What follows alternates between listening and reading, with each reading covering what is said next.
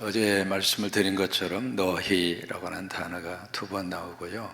그 다음에 오늘 본문에 보시면은 너희라고 하는 단어가 5번 나옵니다. 왜 이렇게 자꾸 이런 이야기를 하느냐면 그게 성경을 알아가는 하나의 방법이에요. 여기 너희라고 하는 이 대상은 여러분 누구일까요? 1차적인 대상은 고린도 성도들입니다. 그 다음에 두 번째로 구체적으로 너희는 누구일까요? 납니다. 그렇게 해서 이제 말씀을 여러분들이 들어가시면 이 고린도 전서가 금방 이 새벽에 하나님으로부터 나에게 전달되어 온 하나님의 편지예요. 그러면 이 말씀 속에서 따끈따끈한 하나님의 은혜를 우리가 받으면서 살 수 있습니다. 그래서 어제 말씀드린 것처럼 여기 사도 바울은 성령의 감동으로 고린도 성도들에게 편지했으면서 하는 말이, 내가 당신들 때문에 너무 하나님 앞에 그냥 감사하는 것이 아니라 어떻게 감사해요? 항상 감사한다. 이게 믿음의 삶의 시작입니다. 예수 믿기 전에는 감사에 대해서 별로 생각하지 않았다면 예수 믿으시고 이 새벽제단 사오시고 감사가 여러분들의 삶이 되기를 축복합니다. 감사를 우리가 감사해서 감사할 수도 있습니다만은 여기 사도 바울은 내가 너희 때문에 그냥 감사가 아니라 항상 나는 감사한다. 근데 그 너희라고 하는 그 대상이 이렇게 세상 앞에 내놓을 정도로 이렇게 자랑스러운 그런 대상이 결코 아닙니다. 바울에게 있어서는 이 고린도 교회는 마치 아픈 손가락하고 똑같아요. 이게 이제 고린도 전서 16장까지 쭉 우리가 읽으면서 느낄 수 있는 그런 사도 바울의 고린도 교회를 향한 안타까운 마음. 왜 그렇게 너희들은 그러니? 왜 이렇게 자꾸 말썽만 피우고 속만 썩이고? 여러분, 그런 자식을 바라보는 부모의 심정 이해되시죠? 이제 그런 거하고 똑같아요, 지금 바울의 입장으로서는. 그런데 그 고린도 성도와 교회를 보면서 하는 말이 막 말썽 피워서 야단을 치고 막 호통을 치면서 좀 정신 좀 차리라고 말이야. 무슨 놈의 신앙생활을 그따위로 하고 말이야. 지금 어떻게 믿음의 삶에 대한 모습이 그 정도밖에 되지 않느냐고 막 호통을 치고 막 야단을 치면서 코너로 몰아세우는 그런 모습이 아니라 오히려 이 사도 바울은 고린도 성도들을 보면서, 나 너희들을 보면서 하나님 앞에 감사해. 그 고백을 지금 여기 바울은 이 고린도 교회 성도들에게 그 고백을 하고 있습니다. 왜 감사하는가? 내가 은혜 받고 보니까 하나님이 당신들에게 주신 은혜가 너무 크다고 하는 거예요. 우리 장로님의 인생 가운데 하나님이 주신 은혜가 너무 커서 간증 준비하면서도 눈물을 흘리셨지만 간증을 하면서도 눈물을 흘리게 하시고, 바로 은혜가 은혜로 보여지는 거예요. 이게 믿음 안에서 주시는 하나님의 거룩한 역사입니다. 내가 지금까지 살아온 것도 하나님의 은혜이고, 가정이 꾸려진 것도 하나님의 은혜이고, 자녀가 내 곁에 있어 준다는 자체가 하나님의 은혜고, 성광교회 섬기게 된 것이 은혜고. 왜 아멘 안 하셔요? 이 새벽에 나올 수 있는 것이 은혜이고, 여러분, 은혜 아닌 것이 뭐가 있나요?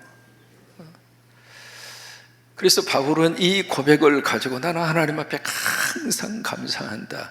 그러면서 오늘 말씀으로 이어집니다. 이 은혜가 너희 속에 어떤 역사를 만들어 가게 됐는가? 바로 그 안에서, 그는 예수 그리스도 안에서 너희의 삶 가운데 어떤 역사가 나타났는가? 모든 면에 있어서 하나님께서 풍족하게 하셨다. 여러분, 은혜 받으면은요, 부족함이 보이는 것이 아니라 하나님이 주신 은혜를 통해서 내 삶의 풍족함이 보입니다. 먹고 살게 된 것도 하나님의 복이었고, 지금까지 이 건강 지켜주신 것도 하나님의 복이었고, 이게 모든 것들이 은혜가 떨어지고 믿음이 떨어지면 이것도 부족하고 저것도 부족하고, 쌓아놓고 살아도 왜 그렇게 부족한지 말이죠. 옷장 열어보면 옷이 수십 벌 있는데도 입을 게 없대. 이게 세상에 대한 우리들의 생각이에요. 그런데 성령이 내 안에 계시고 은혜를 받고 나면 부족하며 부족함으로 느껴지지 않고 그 자체가 풍족으로 느껴져요. 이게 바로 예수 안에서 이 고린도 성도들에게 주신 하나님의 축복이었습니다. 여러분, 요한복음 10장 10절 말씀에 도둑이 오는 것은 도둑질하고 죽이고 멸망시키려는 것뿐이지만 내가 온 것은 양으로 하여금 어떻게 해요? 생명을 얻게 하고 풍성하게 하려 함이라. 아멘. 풍성하게 하려 함이라. 예수 믿으시고 풍족하십시오. 뭐가 자꾸 넘쳐서 풍족할 수도 있습니다만은 인생 자체가 풍요로워진다 이 말이에요. 예수 믿으시고 은혜도 풍성히 받으시고, 예수 믿으시고 감사도 풍성히 하시고, 예수 믿으시고 좀 많이 웃으시고. 시작.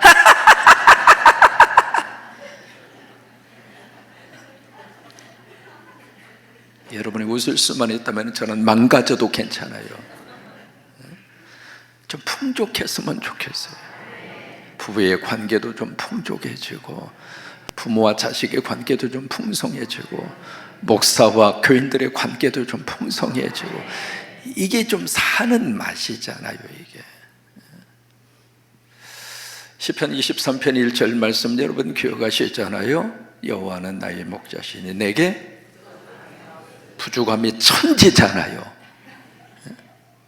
아파트 33평 샀는데 이제는 아파트 49평짜리가 눈에 계속 아른거려서 33평짜리 주신 것에 감사하다가도 49평 보면 열받아가지고 평생을 아파트 49평 그러다가 어느 날 병 걸려서 내 인생 이게 뭔가 그러지 마시고, 여호와는 나의 목자시니 내게 부족함이 투성이로다 그거 아니에요. 만약에 여호와는 나의 목자시니 모든 것이 부족합니다, 믿음생활 다시 하셔야 돼요. 그러니까 고린도 성도들 속에 바로 은혜를 받고 예수 안에서 그들의 모든 면에 있어서 풍족하여도다. 그래서 거기에 구체적으로 두 가지를 그들에게 열거합니다. 바로 모든 언변과 그리고 지식이다. 이제 언변이라고 하는 것은 그들의 이제 말에 대한 부분인데요. 그리고 여기에 지식이라고 하는 것은 어떤 그런 그들에게 있어서의 세상적인 어떤 실력과 같은 겁니다. 이 고린도라고 하는 지역 속에 말씀드린 것처럼 철학자들이 그렇게 많았잖아요. 그들을 대상으로 복음을 전하고 그들을 대상으로 교회로 인도하기 위해서는 이 말이 따라줘야 돼요. 우리 장로님 간증할 때 말 얼마나 잘합니까? 그렇게 예수 믿으면 말 솜씨가 늘어가요. 참 기가 막힌 하나님의 축복입니다. 그리고 예수 믿으면 지식이 올라가요. 성경의 지식도 올라가고요. 그래서 저는 세 가지의 힘이 있어야 되는데, 첫째로 뭐가 있어야 되는가? 실력이 있어야 돼요. 우리 자녀들에게 하나님이 실력을 주시기를 축복합니다. 우리 공부하는 우리 친구들의 실력이 늘어나기를 바랍니다. 실력은 누가 쌓는가? 내가 쌓는 거예요. 두 번째로 뭐가 필요한가? 체력이 필요해요. 운동 열심히 하셔서 건강에 대한 힘이 있어야 우리가 하나님이 주신 사명을 감당할 수 있어요. 세 번째로 뭐가 필요한가? 영역이 필요해요. 그러니까 실력도 있고 체력도 있지만 영역이 없으면요 이게 지혜롭지가 못해요. 그런데 고린도 교회 성도들에게 바로 예수 안에서 하나님이 풍성하게 하셨는데 뭘 풍성하게 하셨는가? 그들의 언변을 풍성하게 하셨고 그들의 지식을 하나님이 풍성하게 하신 거예요. 그래서 새벽기도 사면 하나님의 지혜를 주세요. 그래서 하나님의 지식도 풍족해지도록 하나님이 그렇게 역사를 하세요.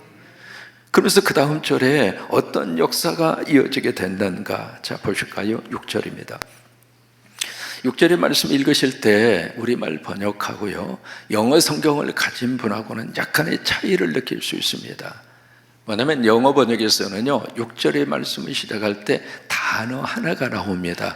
그 단어가 뭐냐면 하나님이라고 하는 단어입니다. 우리말 번역에는 그게 좀 생략이 되어 있잖아요.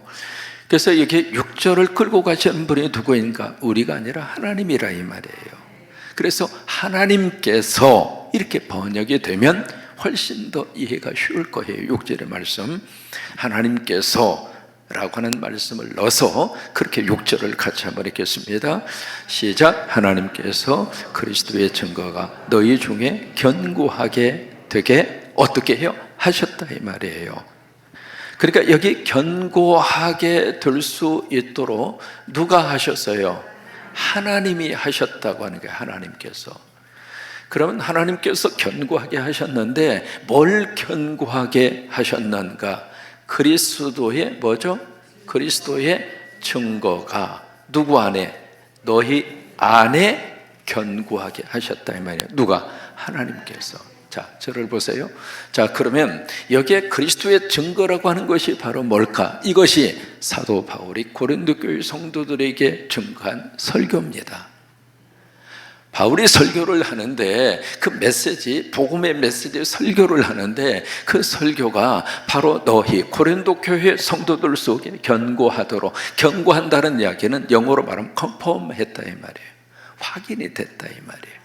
여러분 뭔가 이렇게 딱 제시하면서 컨펌해 주세요, 그런 이야기 영어 단어 가끔 쓰잖아요. 이것을 좀 확실하게 확인도 해주고 이것이 확실한지 아닌지 점검을 해주시고, 그랬을 때 우리가 컨펌을 받는다, 컨펌한다 그 이야기를 하잖아요. 그러니까 여기 사도 바울이 증거한 이 복음의 메시지가 바로 고린도 교회 성도들 속에 깊이 뿌리를 내려서 바울의 설교가 고린도 교회 성도들의 영혼과 심령 속에 컨펌이 된 거예요.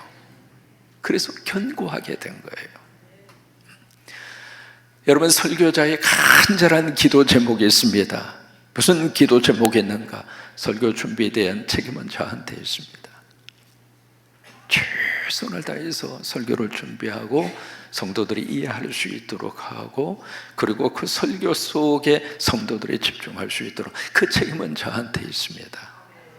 어떻게 해서든지 한 분이라도 설교에 집중할 수 있도록 여기에 서 있지 않고 여기에 나오는 이유도 그 중에 하나입니다. 마이크 잡고 왜 이 준비 태세로 있는가? 졸면 제가 달려가려고.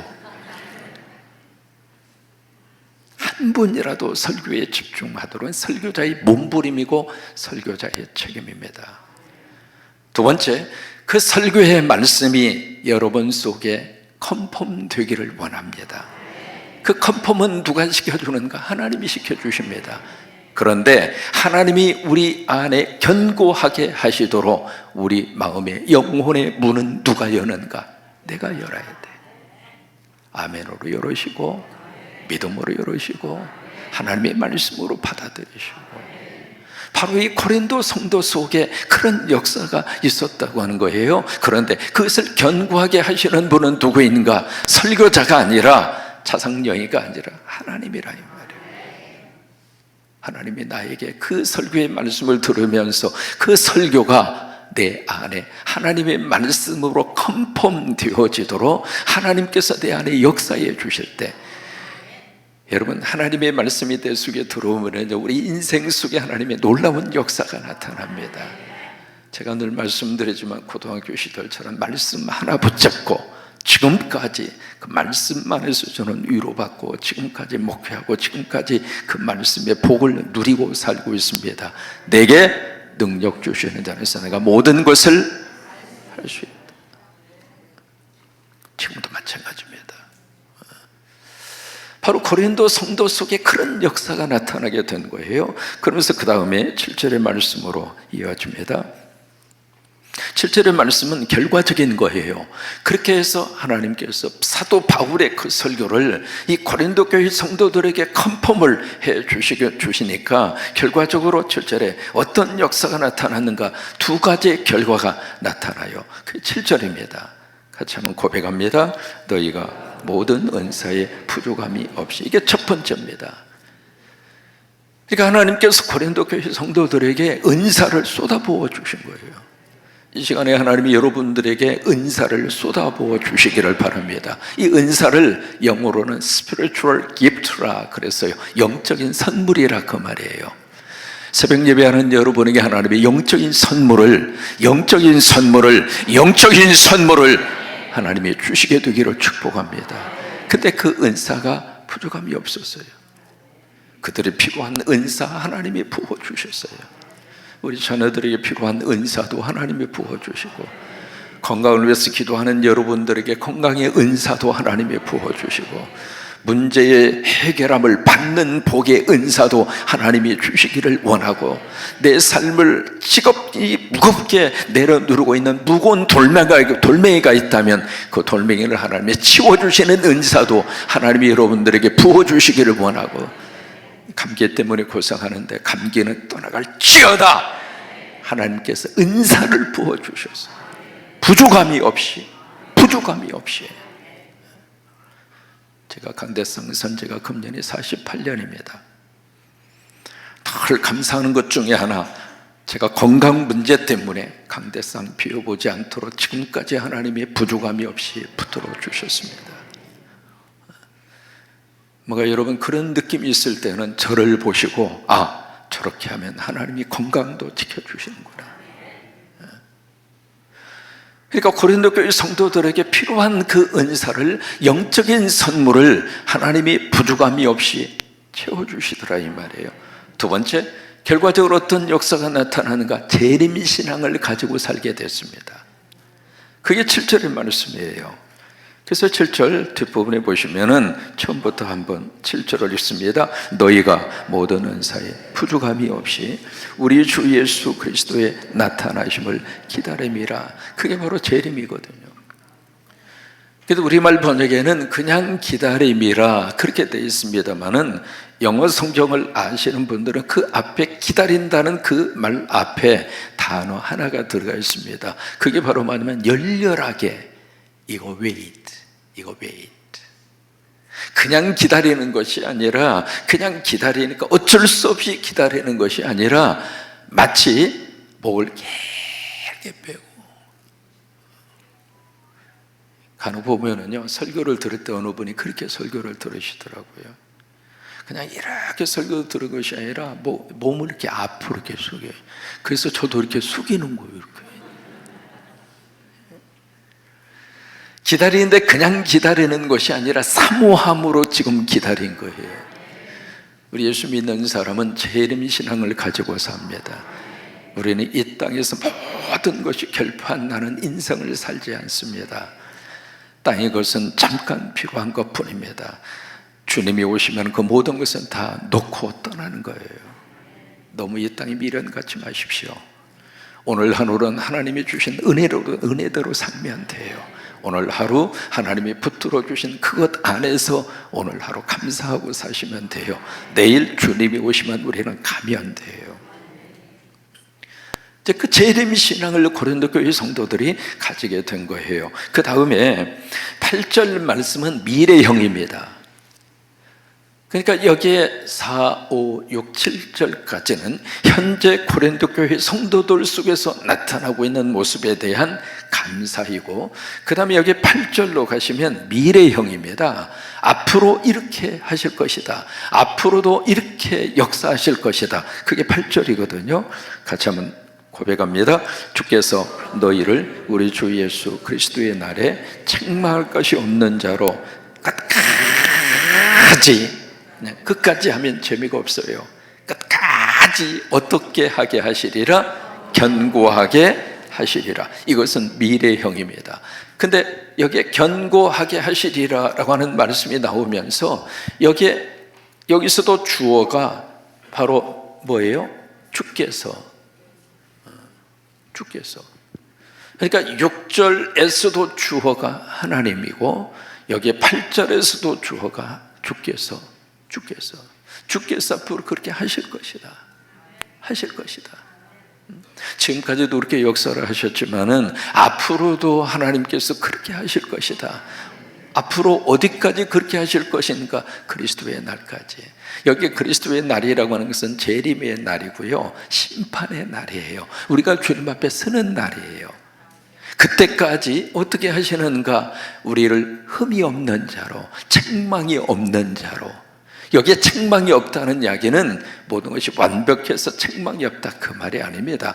주님이 우리를 그렇게 덮으시고, 주님이 그렇게 우리를 씻으시고, 주님이 그렇게 책망이 없는 자로 만드셔서, 바로 그 이야기입니다.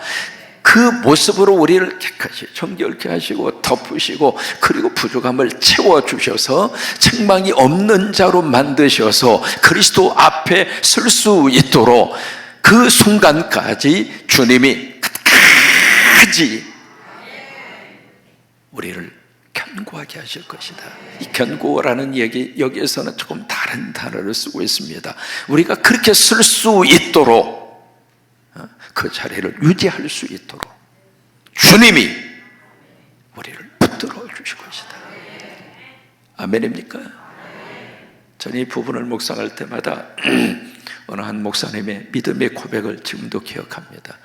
시골에서 목회를 하시는데 다 그런 건 아니겠습니다만은 참 교인들 가운데 목회자의 속을 꽉꽉 흡입하는 분들이 있어요. 여기 말고. 그래서 목사님은 너무 힘든 거예요. 다른 것 때문에 좀 어렵게 하는 것은 이해가 되지만 목사는 그래요. 하나님 앞에 기도하고 이것이 하나님의 뜻이다. 목사는 그것 때문에 존재해요. 여러분 그렇잖아요. 근데 그것조차도 못하게 하고 그것조차도 방해를 하고, 그래서 이 목사님이 너무 힘들어서 강대상 앞에 엎드려서 나 여기서 응답받지 않으면 나 죽겠단 말이에요. 금식하면서 그냥 엎드려가지고 막 하나님 앞에 기도하면서 그렇게 기도했어요. 하나님, 저 사람을 옮겨주든지 아니면 내 목회자를 옮겨주든지 둘 중 하나 해달라고 간절히 막 기도하는데 응답이 안 와요. 그러니까 하루 이틀하고 이틀하고 막 계속 기도하는데 어느 날 응답이 딱 왔는데 응답의 말씀이 내가 못하겠다. 아니 하나님이 못하면 누가 합니까? 저 사람 이 교회에서 떠나 보내든지 그거 하나님 하기 싫으면 나를 좀 목회자를 다른 데로 옮겨달라고. 하나님이 돼가지고 그것도 못하면 하나님 그만하십시오. 뭐 그런 마음으로 응답이 너무 강력하게 오니까 하나님 왜 못합니까? 그것도 못하십니까? 하나님 기억장 떼십시오. 뭐 그런 심정으로 막 하나님 앞에, 사람이 말이죠, 다급하면 그런 기도가 나가요. 죽기 살기로 그냥 막 그렇게 기도하는, 나 못하겠다. 왜 못합니까? 하나님 그것도 못하십니까? 막 그러니까 하는 말이 내가 못하기 때문에 그래서 내가 죽었다. 기가 막힌 복음의 음성을 들은 거예요. 그래서 내가 죽어서 그를 덮어서 천국으로 데려가려고. 목사님이 그 음성을 듣고 나서 그때부터요, 교인들을 바라보는 시각이 달라졌다고 그래요. 하나님이 여러분들을 덮어주십니다. 하나님이 우리들을 흠이 없는 자로 하나님이 씻어주십니다. 그래서 우리를 천국 데리고 가고 싶어서, 영원한 나라로 우리를 데리고 가고 싶어서. 바로 이 고린도 교회 성도들도 마찬가지입니다.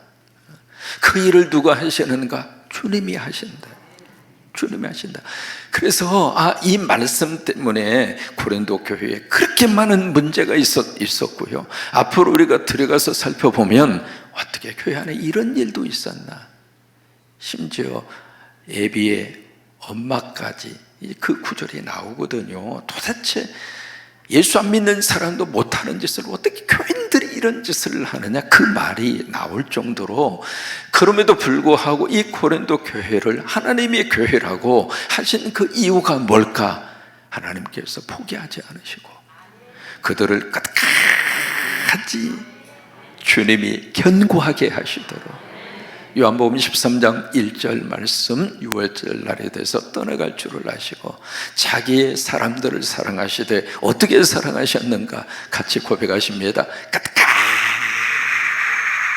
끝까지 사랑하시느니라.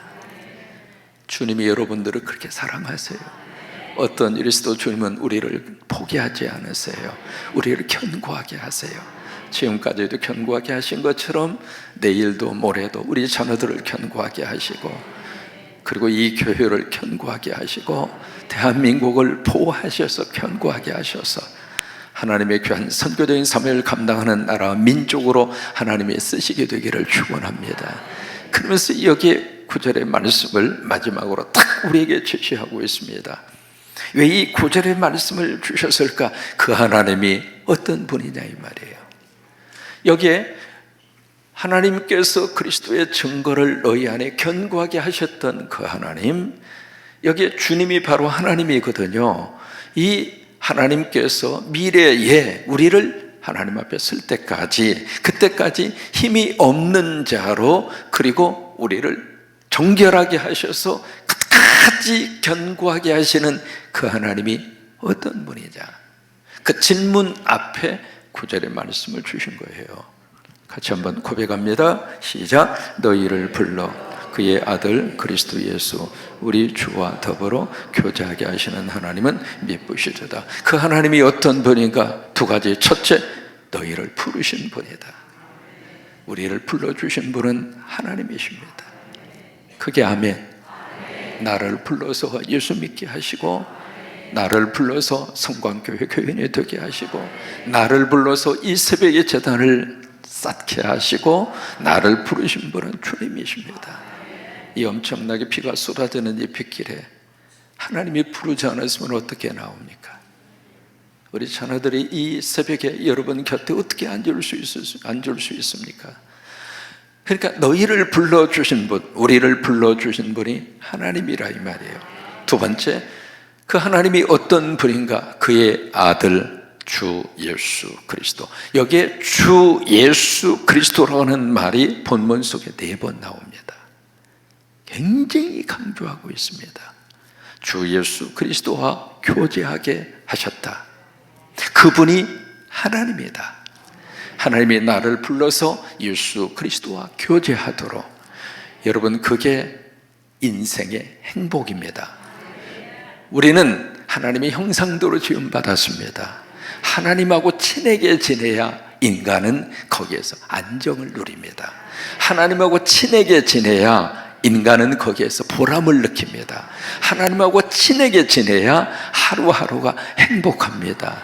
이게요, 개하고만 친하게 지내면 안 됩니다.